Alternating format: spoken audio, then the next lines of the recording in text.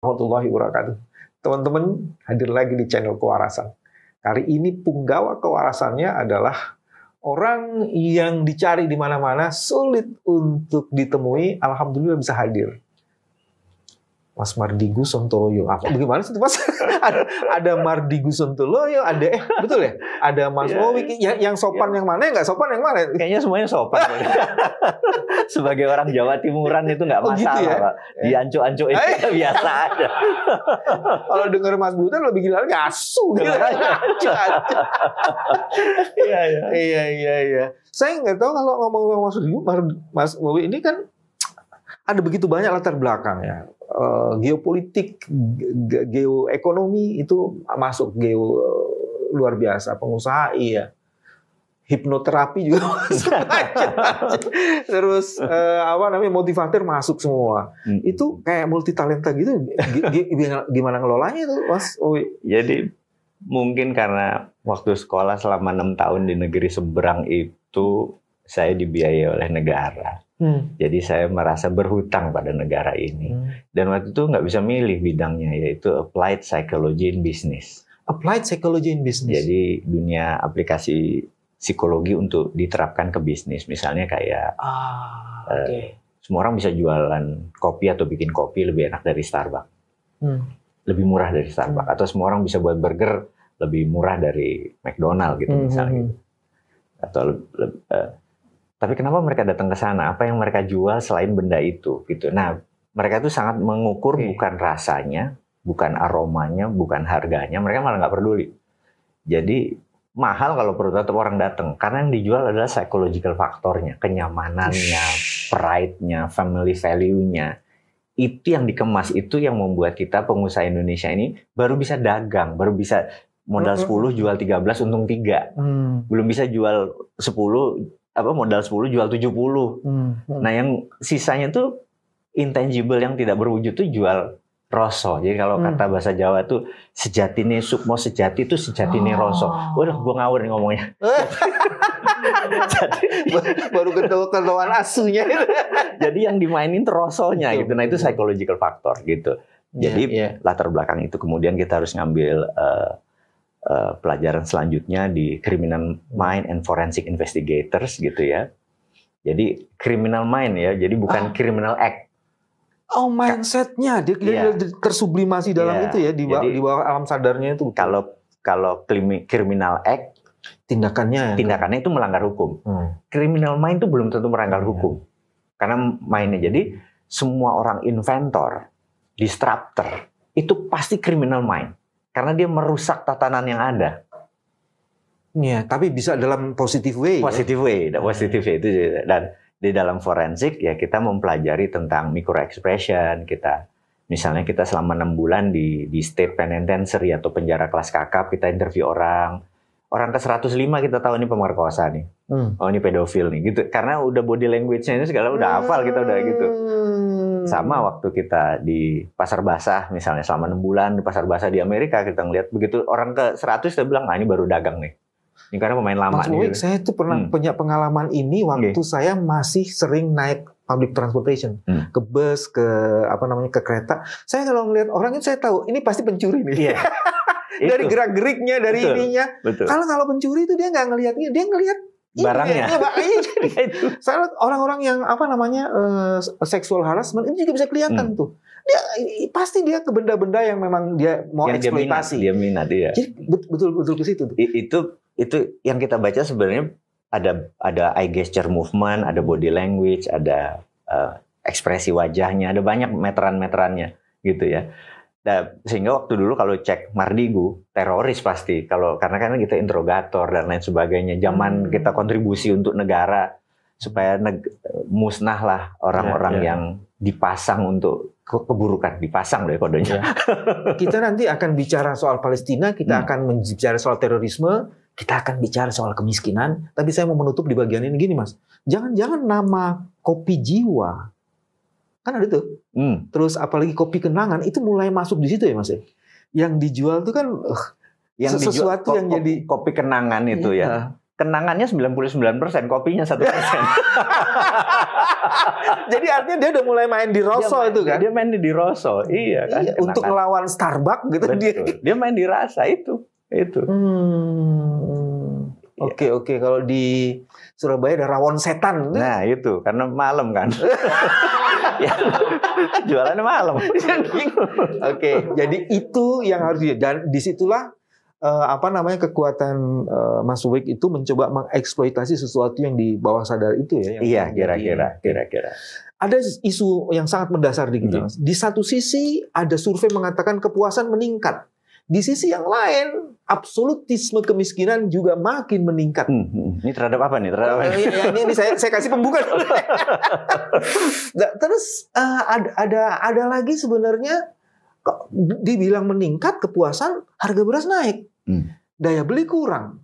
Kita lihat aja misalnya salah satu contohnya surveinya Pak Jokowi menang. Cuman saya tidak konsentrasi di surveinya.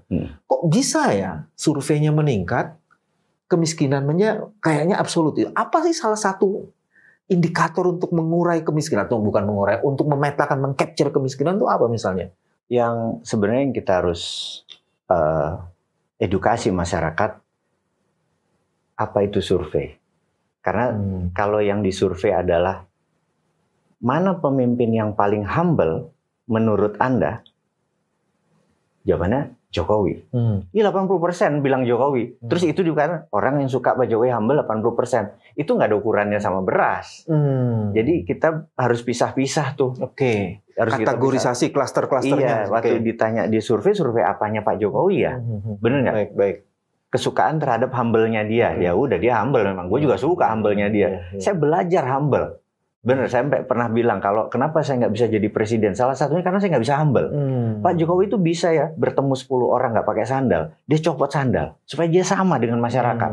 Saya nggak mungkin lakukan itu. Ketemu 10 orang nggak pakai sandal. Buktinya hari ini ada. Benar. Ini boleh cek di bawah. Makanya saya bilang kalau ada 10 orang nggak pakai sandal. Iya. Saya pakai sandal. Saya nggak mungkin copot sandal. Saya mendingan beliin 10 orang tuh sandal gitu loh. Jadi tenang. Jadi kita mau beliin sepatu sebentar lagi. Begitu gua copot, nanti kita beliin sepatu nih kayak gitu. Nah, kalau diceknya humble. Oke, betul. Nah, sekarang mengenai naiknya harga. Ini juga masih dipilah lagi. Naiknya harga itu sejalan nggak dengan buying power? Ini atau daya beli. Maksud saya begini.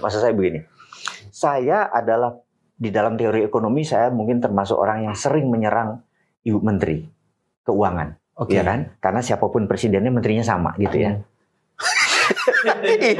Ini kayaknya nggak nyerang, padahal nyerang. Gitu. Nah, dan dia adalah orang yang sangat tight money policy. Jadi jadi sangat ketat sekali, atau dalam bahasa ekonominya dia quantitative tightening gitu ya. Jadi diikat tight gitu. Sementara saya adalah pro pengusaha atau pro swasta. Saya itu senang di pemerintahan quantitative easing atau light atau easy money gitu. Dia selalu terpikir ukurannya adalah inflasi. Kalau saya terlalu pikir ukurannya daya beli. Ini kan parameter. Saya mengerti beliau adalah orang fiskal, saya orang moneter. Jadi apa-apa ngerem, saya apa-apa ngegas. Ini harusnya dikasih kesempatan nih gua nih. Mestinya kan dua-duanya itu kan main. Nah, ngegasnya contohnya gini. Saya lebih suka harga beras 70.000 seliter, tapi semua orang bisa beli, daripada 10.000 per liter tapi nggak ada orang bisa beli. Harus disubsidi terus pula. Disubsidi terus. Nah, itu yang saya bilang. Efek dari tightening ini daya beli turun. Jadi begitu ini sensitif sekali, kalah tespek Pak. Tespek. Begitu harga naik sedikit aja rakyat itu langsung sangat sensitif. Nah, itu karena uang beredar tidak ada. Kenceng ini kekencengan megangnya. Itu sebabnya strateginya untuk tidak terjadi amok adalah subsidi, bantuan sosial dan bantuan tunai dikerjain terus, disegirap terus. Nah, itu yang saya menentang lagi, karena kita itu menyuapi orang, bukan membuat dia jago bisa mancing. Itu salah. Jadi jangan bilang bansos itu solusi. Dan dalam era yang modern, apalagi di tahun politik, itulah yang disebut dengan political gratification. Itu kalau di audit payah nih kita. Jadi Mas Bobi, mulai Januari sampai Juni itu sudah ada tuh BTS bantuan sosial tuh. Jadi dengan gitu masyarakat aman tuh. Di satu sisi pilihlah lo yang nomor 2 kayak gitu kan. Jadi saya pernah menganalisa hal tadi ya tentang kepuasan tinggi, harga-harga mahal, tapi kok yang teriak cuma sedikit ya. Oke, gitu ya. Iya. Yang teriak sedikit, yang lain bilang lo doang kali yang begitu, gua mah kagak gitu kan. Itu yang walaupun dia susah juga sebenarnya. Jadi mereka punya alat penggonggong yang lain namanya buzzer. Oh, oke. Jadi doktrinnya buzzer itu adalah ciptakan kebohongan besar, ulang-ulangi, pada akhirnya mereka akan percaya. Oke, post-truth di situ ya. Iya kan? Yang jadi masalah kita bawa kebenaran, kita nggak pernah ulang-ulang. Kalah sama kebohongan yang diulang-ulang. Apalagi orang baiknya tak terkonsolidasi kan? Tercorner. Ini yang kita bilang buzzer ini sebenarnya pemecah belah bangsa. Kagak NKRI banget. Dia taat sama duit. Iya. Gitu ya. Ini sebentar lagi kayaknya kita harus ambil tindakan nih terhadap para buzzer ini. Karena benar-benar dia menyetel, memframing pendapat orang. Kalau ada orang yang mengatakan untuk melihat ukuran kemiskinan itu meningkat atau tidak, lihatlah pinjol online. Nah, itu benar, itu benar. Itu gimana tuh? Jadi kita tahu kan ada yang bilang, oh ekonomi kita maju kok setiap tahun 5% growth-nya, gitu ya. Terus ini kita distribusi kredit kita bagus kok ke ini segala macam. Monggo lah, analisa bagus itu boleh Anda sebut, benar nggak? Tapi ada sebuah fakta lain bahwa pinjol sekarang ada di mana-mana dan itu mematikan banyak orang. Masif dengan bunga berbunga. Terus ada lagi yang menarik, ada indikasi untuk kemiskinan itu meningkat adalah dengan tingginya judi. Jadi di negara kita di judi ini nggak ada nih ya, nggak ada, negara kita nggak ada judi, tapi tool untuk judi itu banyak. Ada slot, bener nggak? Mainan itu ada banyak. Di 8-9 tahun yang lalu mungkin setahun tinggal hanya 2-3 triliun. Per hari ini itu 200 triliun. Itu the biggest ever money games ada di Indonesia. Itu judi. Itu judi. Mau judi online kayak mau judi apapun itu. Dan ini miris. Bagi kita sangat miris gitu ya. Artinya jalan formil itu terhambat semua.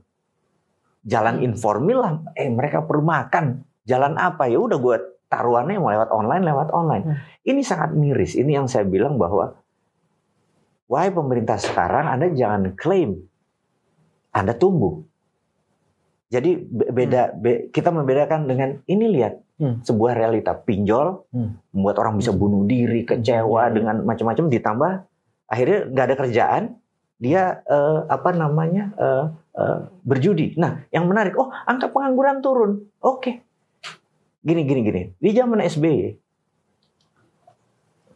Pak Ogah itu dibilang pengangguran.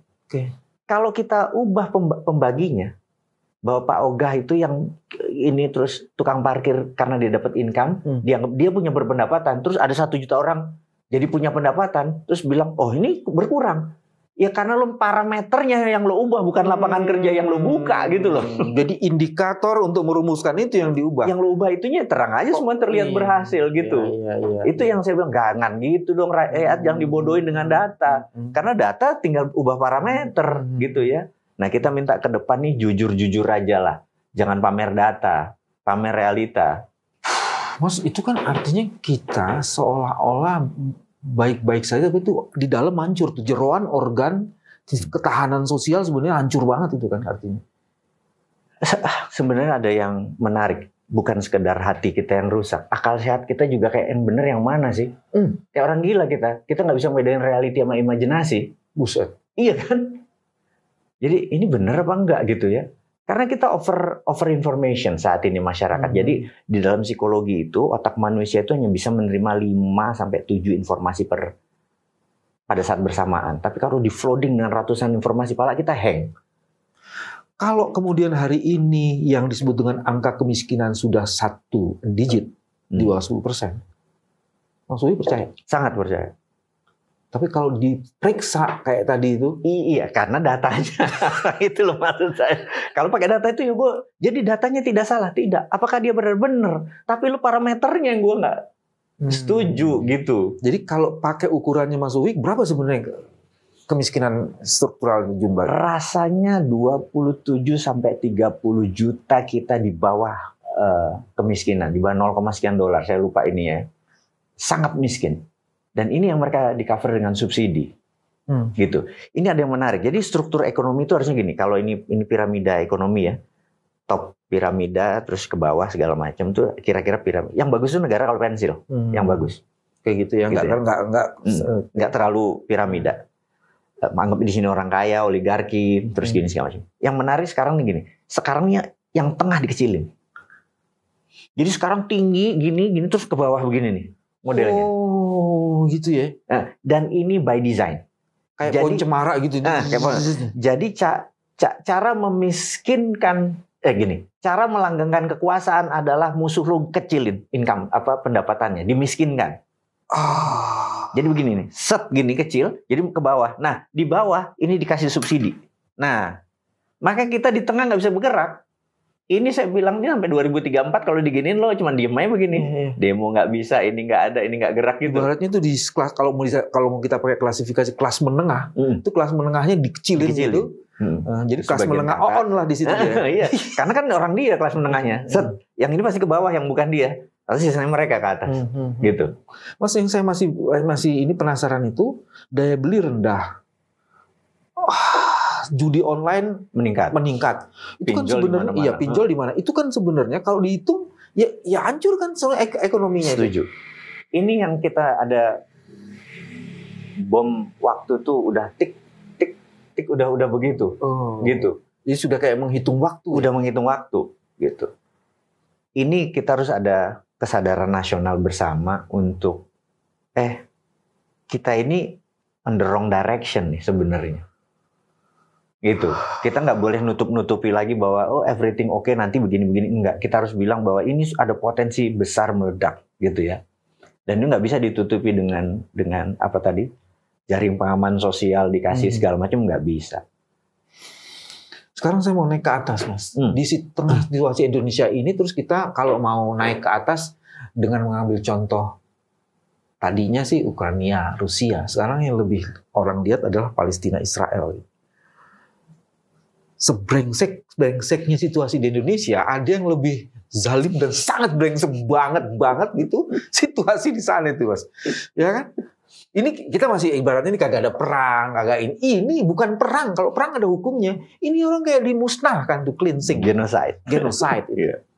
Kan Mas Didi, Mas Wawi juga kan ngomong soal itu kan, geopolitik nasional itu internasional itu gimana tuh menghubungkan ini. Dan Indonesia masih berderma loh, Mas. Kita tahu bahwa gimana ceritanya. Saya tuh sampai kalau ngomong mungkin saya dianggap orang ini bosman ngerti agama nggak sih nih orang kalau ngomong gitu ya. Saya sampai bilang ini gara-gara mother syndrome. Jadi kita tahu mother syndrome. Siti Sarah nggak punya anak, sehingga Nabi Ibrahim punya Siti Hajar yang melahirkan Ismail. Setelah Ismail lahir barulah Ishak lahir. Ishak ini kan putra mahkota harusnya, tapi lebih muda dari Ismail, benar nggak? Iya. Emaknya ini mempengaruhi, si Sarah ini mempengaruhi. Ini mah humble aja, bahwa ini putra mahkota ini harus mengambil ininya semua Ibrahim itu gitu.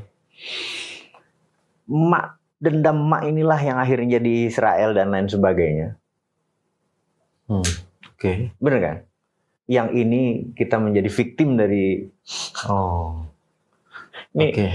Orang kalau bilang nih, ini bosman ngomong nih, Mas Wowi ngomong sampai kemana-mana nih. Tapi saya pikir ini kita harus sudah melakukan forgiveness terapi kayaknya. Kita harus masal saat dunia ini sudah saling minta maaf dan stop. Kita harus udah saling memaafkan aja. Kita harus melihat ke depan gitu. Kalau bawa 5.000 tahun yang lalu kita dijanjikan ini, kalau gue orang Yahudi nih, gue dijanjikan ini sebagai tanah ini. Waduh, kita bolak-balik, itu adalah sebuah realita. kita lupakanlah sama sejarah. Saya cuma bilang sama orang Israel nih, atau Yahudi, atau Zionis, kita bagi dulu. Yahudi ada banyak di dunia ini, ada sekitar 18 juta. Tapi yang Zionis itu yang ada di sana, Israel aja lah gitu. Dia ini waktu ngabur diusir sama Romawi, dia meninggalkan tanah Palestina. Dan bangsa Arab tidak pernah meninggalkan Palestina. Kalau lu bilang klaim pemilikan nih, ini Arab yang nggak pernah ninggalin Palestina kan Arab. Yang ini dia pergi ke Eropa dan lain sebagainya. Dia diusir dan terhina, dikejar-kejar dan segala macam. Kemudian waktu di Palestina, dia malah membantai Palestina. Bukan yang lu ngedendam sama Eropanya. Salah apa Arab sama lu? Nah kalau gua ngomong tuh kayak gitu. Lu koslet di kepala lu, atau lu NPD ya, narcissistic personality disorder. Lu tuh disorder ya, lu gila kali ya gitu. Gitu. Jadi saya ketawa suatu hari ada seorang pelawak Mesir bilang, berhubungan sama orang Israel itu persis berhubungan sama orang narcissistic personality disorder yang psikopat, kata dia gitu. Karena dia yang berbuat salah, terus dia blame kita yang salah, terus kita suruh minta maaf. Itu apa bedanya sama Israel? Seperti itu gitu ya. Nah, jadi kita tahu bahwa sejarahnya kita nggak usah mundur jauh-jauh, kita kembali ke sebuah tanggal 1917. Nah, 1917 itu Arthur Balfour adalah Menteri Luar Negeri Inggris, di mana Inggris waktu itu lagi sunset country, perlu pendanaan, dia minta Rothschild mendanai Perang Dunia Pertama, Rothschild setuju, syaratnya minta tanah di Palestina. Itu adalah dosa Inggris terbesar. Gitu. Nah inilah sejarahnya sehingga terjadi genocide dari sejak 1917, dari 100% wilayah Palestina tinggal 22% sekarang, mungkin setelah Gaza tinggal 5%, dan habis itu yang paling parah, ini udah azan maghrib nih. Yang paling parah adalah Palestina di Street Gaza Street-nya dan di West Bank menghasilkan 122 miliar kubik feet dan 1,7 miliar barel tadi adalah gas. Nilainya adalah hampir 600 billion dolar atau hampir 3 kali dari APBN Indonesia. Dan saat ini Amerika lagi menandatangani kontrak sama Israel, kurang ajar nggak? Jadi saya pikir inilah kekurang ajaran kita, dibungkus dengan perang, dunia difokuskan ke sana sementara mereka mau nyedot minyaknya. Gitu. Jadi minyak yang dimiliki oleh Palestina. Jadi ini di Street Gaza Street kan gini kan. Nah, 30 km dari sini ada Leven Basin gede sekali, itu cadangan gas dan minyaknya besar sekali. Itu harusnya bisa ngidupin Palestina. Sekarang ini di Amerika lagi sama Israel mau kontrak dan ini mau dia sedot. Nilainya tuh sama dengan jadi sama juga apa yang dulu dilakukan Amerika di Kuwait, macam-macamnya di Iran kayak gitu, nggak beda. Sama. Cuman dia mengorbankan 13.000 warga tidak berdosa kan. Itulah saya pikir yang kita harus buka masyarakat ini, udahlah. Ini ada bajingan yang namanya Amerika, ada bajingan yang namanya Israel, ujung-ujungnya duit. Oke, sekarang dibalik Mas. Kok bisa orang-orang di Palestina bertahan dan Hamas menggunakan teknologi modern mulai mempersoalkan itu? Ini ever dalam sejarah di Palestina itu. Betul. Di tengah keterbatasan yang sangat luar biasa, tapi ada loncatan yang juga luar biasa, ada alat-alat persenjataan modern.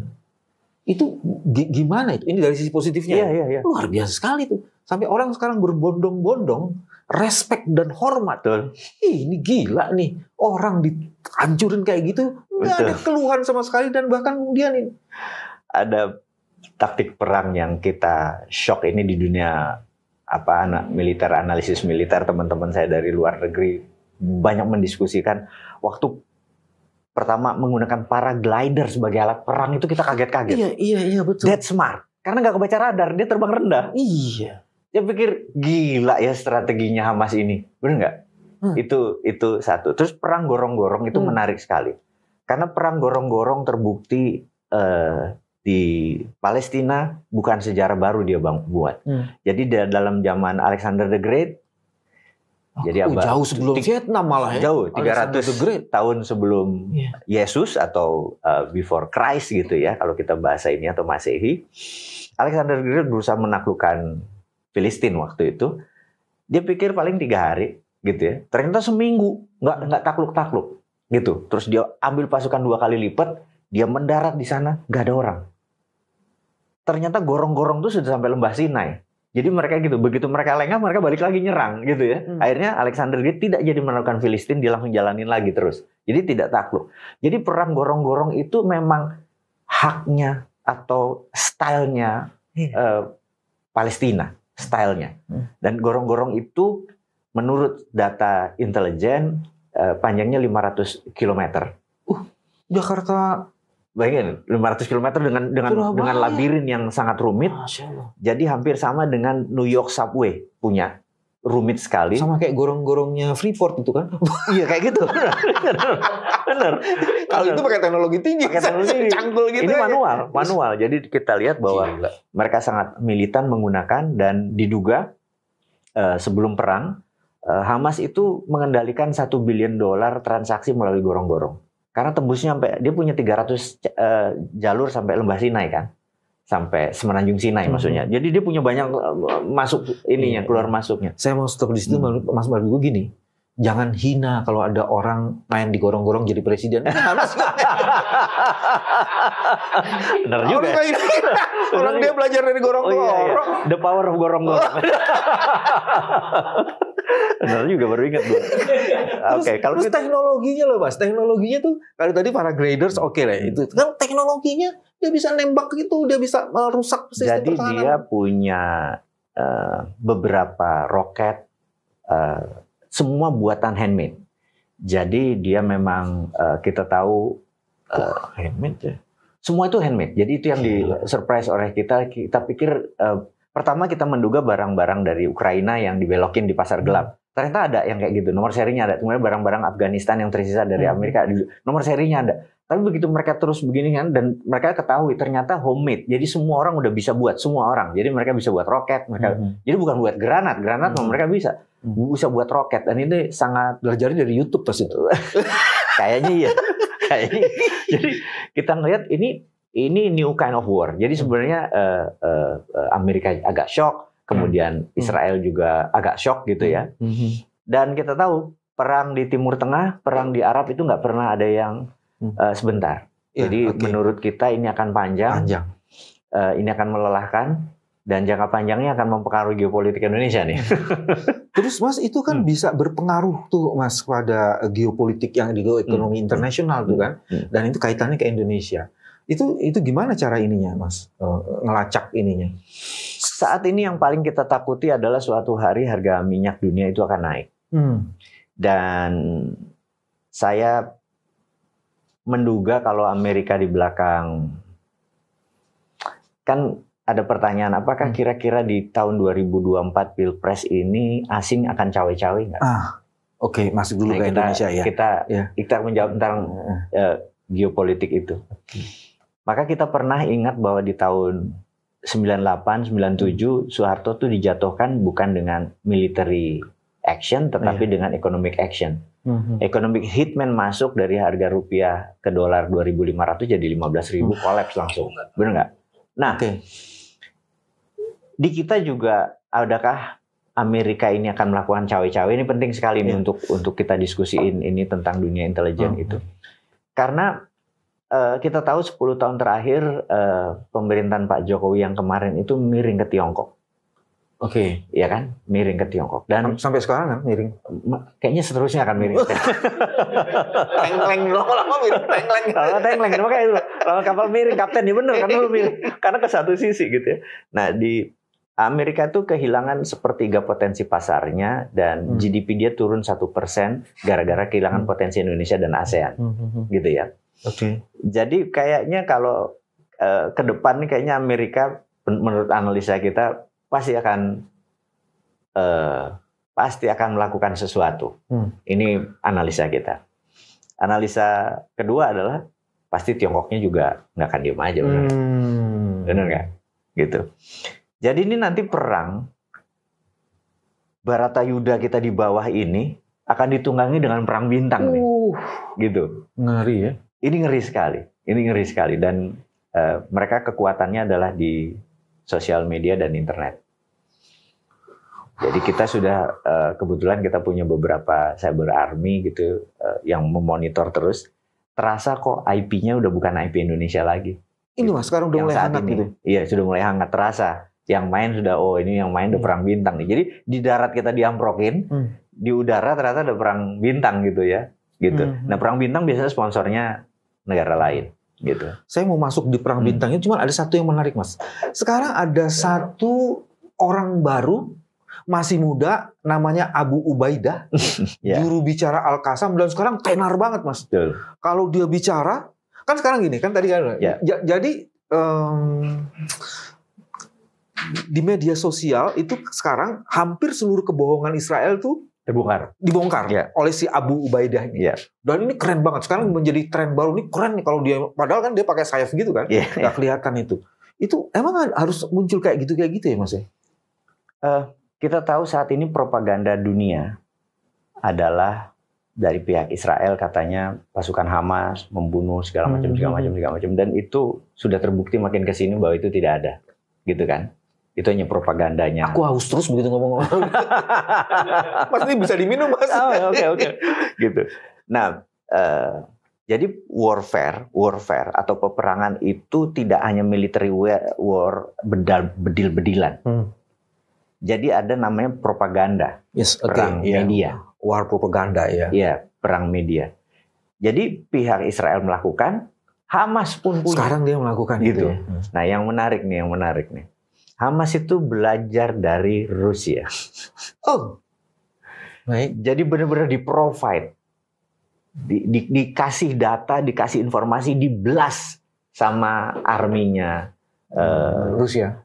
Jadi nanti di episode berikutnya di Bosman punya channel, saya akan urai bagaimana Wagner membantu propaganda Hamas. Dan Mas Bobek sudah pernah juga memberitahukan bagaimana tentara Rusia membantu. Iya. Ada tuh videonya itu.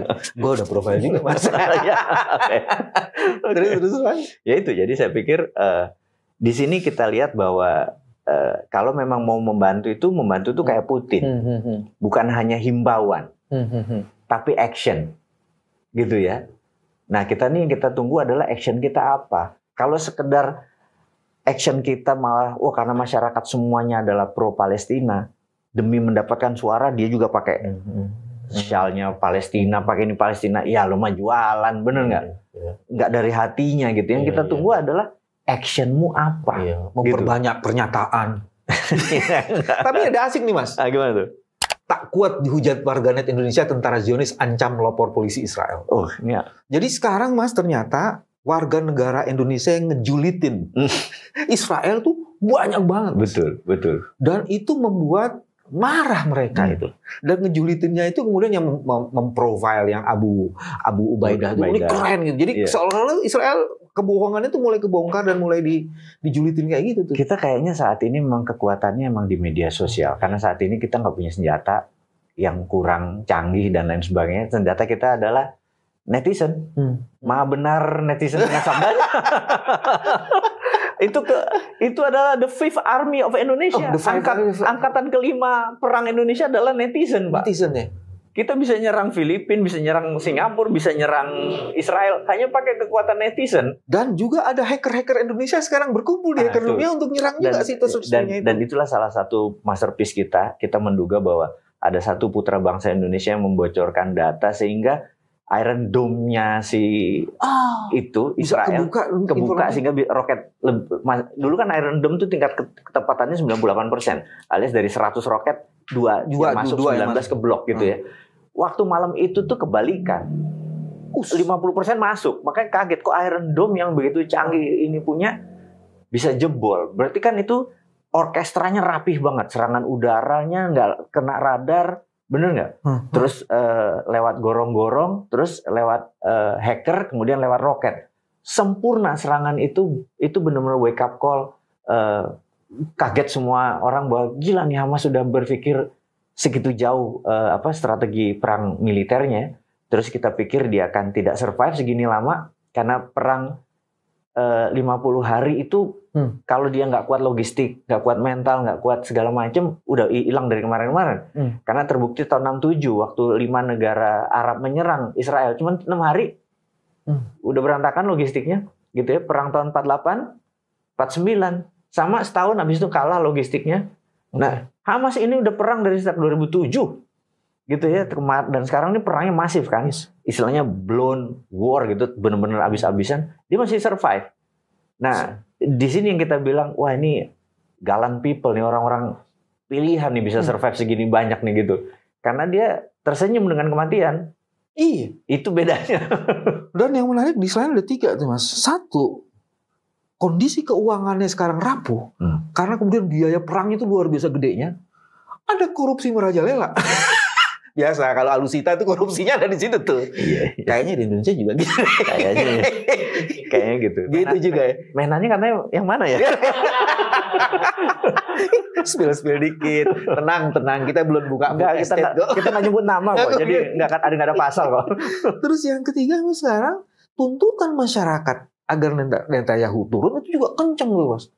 Jadi dia menghadapi perang, tapi dia juga menghadapi tekanan.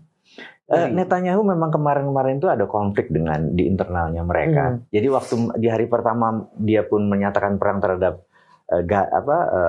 Palestina, perang di Palestina terhadap Hamas, itu juga dia minta konsolidasi di dalam. Dan ternyata banyak yang tidak setuju di dalam ini dengan strateginya Netanyahu. Yang jadi masalah, Netanyahu sama Joe Biden tuh kenal udah 40 tahun. Jadi sudah sohib dia, dan ujung-ujungnya dagang ini. Jadi tadi minyak itu kan. Jadi Israel sebenarnya kalau yang benar-benar yang punya hati, itu sebenarnya udah anti sama Netanyahu. Tapi ini masalah dagang gitu ya. Terus yang dipelintir adalah masalah eksistensinya Israel. Nah, sekarang, tapi yang jelas udahlah. Mas, sekarang hanya mau tarik ke Indonesia nih Mas, tahun politik. Tadi kan ada kekuatan Indonesia itu ngejulitin itu. Jadi artinya kan orang-orang di Indonesia medsosnya keren Mas. Sangat. Nah sekarang bagaimana menurut Mas Wawik ini memanfaatkan atau mengoptimalkan kejulitan di sini untuk memastikan supaya kecurangan tidak terjadi? Nah, menarik tuh. Apalagi kemudian katanya tadi kan ada 2 bintang di atas. Jadi ini kan kayaknya ada serangan udaranya itu ramai itu Mas. Pertarungan antara kejulitan medsos di kita sendiri dengan perang bintang itu terjadi. Terus sementara yang namanya politik cawe-cawe itu sudah sampai mengkonsolidasi kepala desa. Untuk memenang. Jadi itu ada perang infanteri, ada perang serangan udara. Iya, komplit. Dan bukan cilakanya, yang menarik dari sini adalah 2 panglima perang koalisi itu adalah pengusaha. Sementara yang satu itu marskal. Saya nggak tahu gimana jawab nih. Jadi memang kita ini di masyarakat itu banyak sekali kegelisahan. Jadi lewat channel ini sebenarnya kita hanya menyalurkan kegelisahan masyarakat. Bukan kita buat-buat atau kita menggiring opini yang lain. Tapi di masyarakat itu banyak sekali hal-hal kecil-kecil yang misalnya, Bosman, bener nggak sih geng Solo itu yang mengendalikan Indonesia? Itu yang nanya itu bener-bener saya ketemu di bandara lagi duduk, dia nanya kayak curhat yang nggak bisa. Geng Solo gimana? Ya dulu kan Pak Kapolri kan yang Solo, sekarang Pak Agus yang Panglima kan Solo gitu ya. Terus dulu Pak Hadi juga sebelum Kasau, terus Panglima, terus sekarang ini juga itu ininya Solo. Terus sekarang kayaknya dia satu megang tentara, yang satu megang polisi adalah geng Solo gitu ya gitu. Saya malah baru tahu dari ngehnya mereka tuh baru ngeh digitu-gituin waktu mereka gatuk-gatuin kayak gitu kan. Berarti kan semua bisa direkayasa, nanti kotak suara dibuang lah, mungkin nggak hal itu terjadi. Saya bilang, saya sih nggak mikir segitu jauh, tapi kegelisahanmu membuat aku jadi gelisah gitu. Gitu. Iya kan? Kita mah nggak sampai ke situ, tapi begitu jauh gitu. Gelisah tuh banyak. Terus ada lagi mereka, ini gosip-gosip orang gitu. Saya kan suka mengukur suatu negara itu adalah dari supir taksi. Oh, oke. Itu jadi saya kalau ke Singapura saya nanya, excuse me, country lu tuh mau kemana kira-kira, where's your country goes gitu. Terus bilang, oh iya kami dulu tuh adalah hub dari logistik. Terus karena nanti ada genting kanal kera itu akan dibuat dalam 10 tahun ke depan, mungkin akan berpengaruh di Singapura. Singapura merubah menjadi entertainment country, menjadi ada kasino di sini, ada ini, terus menjadi education country. Jadi kita merubah country actionnya gitu ya. Supir taksi nih, dia bilang gila, supir taksi tahu negaranya mau kemana, benar nggak? Nah, beda waktu kita sampai Cengkareng, bilang, Pak ke rumah saya gitu, sana, Pak negara Indonesia mau kemana sih Pak? Sambil nyetir dia bilang, terserah Luhut Pak katanya.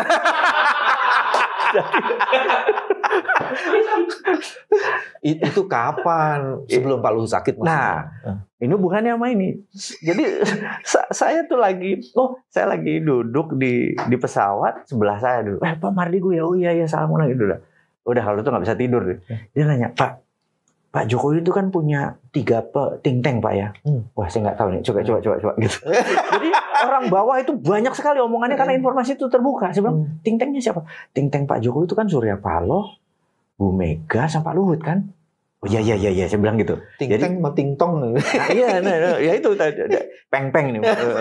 Pengusaha dan penguasa jadi satu. Jadi peng-peng. Ya kan pengusaha semua. Iya. Terus tapi kan Pak Surya Paloh sekarang udah pisah, kemudian Bu Mega udah pisah. Terus Pak Luhut katanya di Singapura sakit katanya. Nah, pas 120 hari waktu masih 120 hari mau ke depan kampanye, Pak Jokowi think tanknya siapa ya? Saya mikir, kok lu dalam sih mikirnya? Karena kalau Pak Jokowi nggak ada think tanknya itu pakai emosional doang bahaya loh dia. Saya pikir, jadi ini sebenarnya orang ini baik ya. Iya. Jangan biarkan Pak Jokowi sendiri. Nah gitu. Jadi kegelisahan itu demikian banyak. Terus ada mereka bilang, Pak, saya pernah ngelihat ya, pernah nganalisa. Rasanya strateginya di 02 itu katanya banyak pendosa-pendosa yang tangannya keborgol, yang lu kalau terpaksa harus ikut keputusan, jadi tersandera istilahnya. Kan berarti kan kalau ini mereka suatu hari kalah, ini kan baju orangnya ngumpul semua di sana. Saya bilang, gue nggak segitu jauh mikirnya, saya bilang kayak gitu. Ini kok di folder gitu Pak gitu. Jadi kesimpulan. Itu supaya jelas baju orangnya maksudnya mau di KPK kan? Kayaknya tulisannya KPK baju orangnya. Gitu.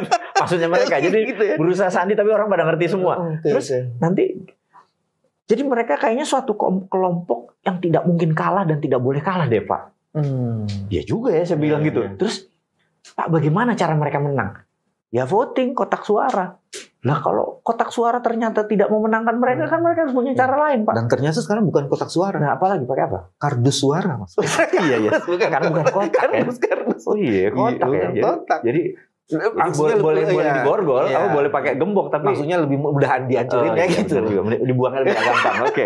Jadi hal-hal seperti itu rupanya semua orang tuh udah kritis gitu. Gitu. Terus bahkan ada yang nanya yang Pak mungkin nggak nanti IT-nya dimainin Pak, ini udah bener, ini udah bener. Waduh Mas, Anda nanya bikin saya pusing Mas. Jadi kita jadi gelisah gitu, kayak dikasih informasi bahwa padahal kita mau kontestasi itu kan jurdil, jujur, adil, dan bener-bener siapa Vox Populi, Vox Dei, suara masyarakat itu adalah suara Tuhan. Kita mau kayak gitu, jangan suara mesin, suara Tuhan atau suara ini. Saya pikir. Nah, kekritisan itu saya pikir pemerintahlah saat ini, wahai pejabat, wahai Pak Kapolri, wahai Pak Panglima, wahai Pak Presiden, tolong yakinkan kami bahwa hal-hal itu tidak terjadi. Sekali lagi, Anda kan netral kan, Pak Presiden netral loh ya, bener nggak?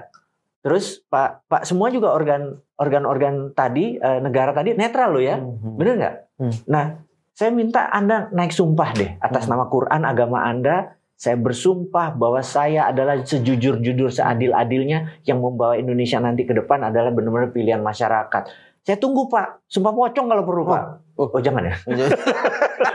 Tapi intinya adalah saya pengen orang-orang abdi negara tuh kasih komitmen supaya nanti 14 April kita lega di hati kita, nggak ada drama-drama dan nggak ada abdi negara. Jangan hanya ada di Telkom maksudnya gitu.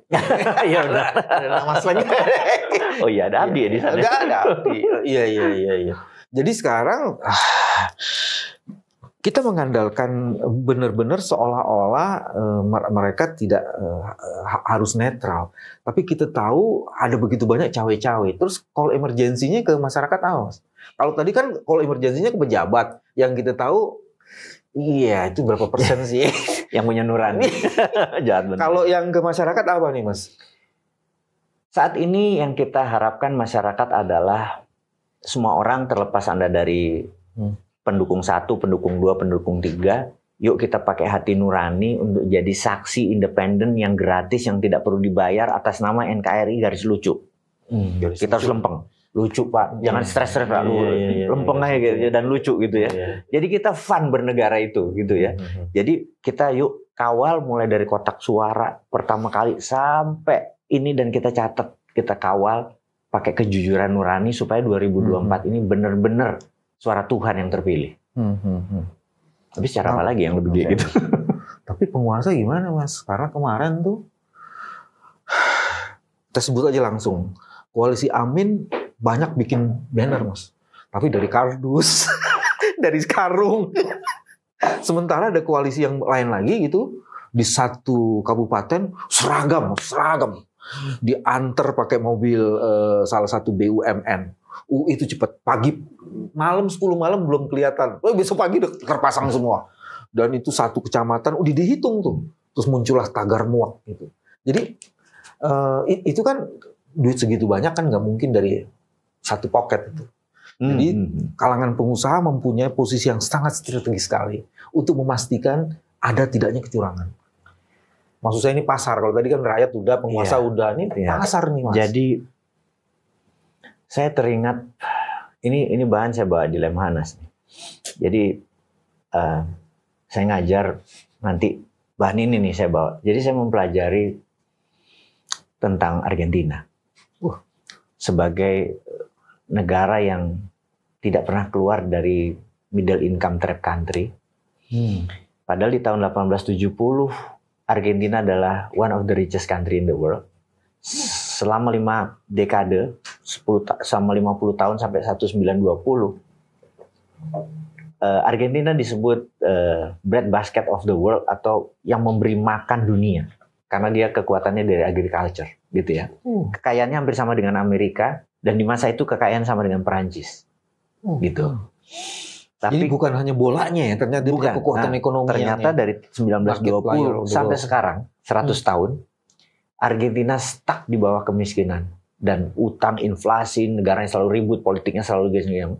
Nah, saya melihat 1920 sampai 1940-nya Argentina akhirnya ada Juan Perón jadi ini, dan Peronis lah berkuasa sampai sekarang.